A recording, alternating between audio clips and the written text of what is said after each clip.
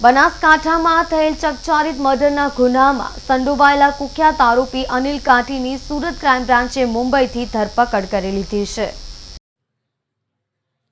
આજથી 4 મહિના અગાઉ મફાભાઈ લુભાભાઈ પટેલ અને તેની પત્ની હરિબેન મફાભાઈ પટેલ બાઇક ઉપર થરાદ સેશન્સ કોર્ટ મુદ્દતેથી પરત આવી રહ્યા હતા, ત્યારે આરોપીઓ ભગીરથ વરદાજી બારોટ, પિન્ટુ ઉર્ફે ભરત વરદાજી બારોટ, દર્શત બાબુભાઈ બારોટ તથા 3 અજાણ્યા ઇસમોએ બોલેરો કાર અને સ્વિફ્ટ કારમાં પીછો કરી તડાવ બાલુત્રી રોડ ઉપર મફાભાઈ લુભાભાઈ પટેલની બાઇકને ટક્કર મારી પાડી દીધેલ અને તેઓની ઉપર સ્વિફ્ટ કાર ચડાવી દઈ તેમની ઉપર આડેધડ ગોળીઓ વરસાવી તેમજ ઉપરા છાપરી છરાના ઘા મારી મફાભાઈની કરપીણ હત્યા કરવામાં આવી હતી।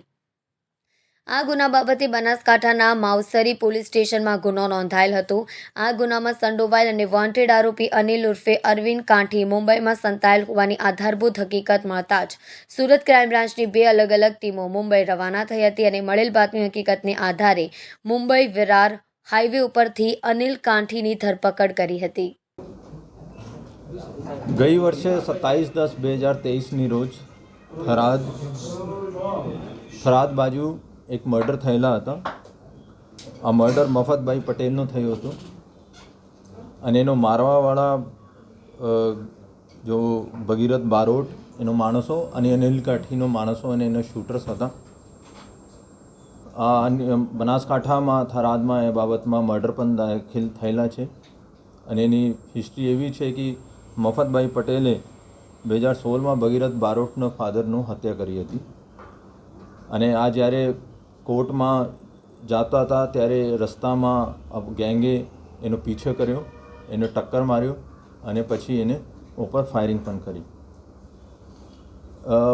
2 મહિના પહેલાં આ શૂટર્સનો પણ સુરત ક્રાઇમ બ્રાન્ચે સુરત અને નવસારીથી પકડીને બનાસકાંઠાનો સોંપવામાં આવેલા છે અને ઇન્ચાર્જ સીપી સાહેબ, અમારા બંને ડીસીપી સાહેબ અને ક્રાઇમ બ્રાન્ચની ટીમો આ અનિલ કાઠીની ઉપર વાચ રાખી હતી। તો એવી માહિતી મળી હતી કે આ મુંબઈમાં છુપાયેલા છે। અમારી ટીમ ત્યાં ગઈ, એનો વોચ કર્યો અને વિરાલ મુંબઈ હાઈવેથી એનો પકડવામાં સફળતા દાખલ થઈ। આ અનિલ કાઠીનો ભૂતકાળ જોઈએ તો ઘણા એનો ઇતિહાસ છે આરોપી તરીકે। આ મર્ડરમાં મહારાષ્ટ્રમાં પણ પકડાઈ ચૂક્યા છે। 307, 395 એક્સટોર્શન, મર્ડર, પ્રોહિબિશન તમામ ગુનામાં આ 24થી વધારે ગુના સુરત સિટી અને બીજા ગુજરાતના શહેરોમાં નોંધાયેલા છે અને એક મોટા માથાભારી માણસ છે। અમારી ત્યાં એસપી બનાસકાંઠા જોડે પણ વાત થઈ છે। આ ગુજસીટોકની પ્રોસેસ પણ શરૂ કરી છે અને ટૂંક સમયમાં ગેંગની વિરુદ્ધમાં ગુજસીટોક પણ કરવામાં આવશે। એને સુપારી લીધી હતી, શૂટર્સ પ્રોવાઈડ કર્યા હતા અને ફાયરિંગ પણ કરાવી હતી। જાતે હાજર હતા ત્યાં।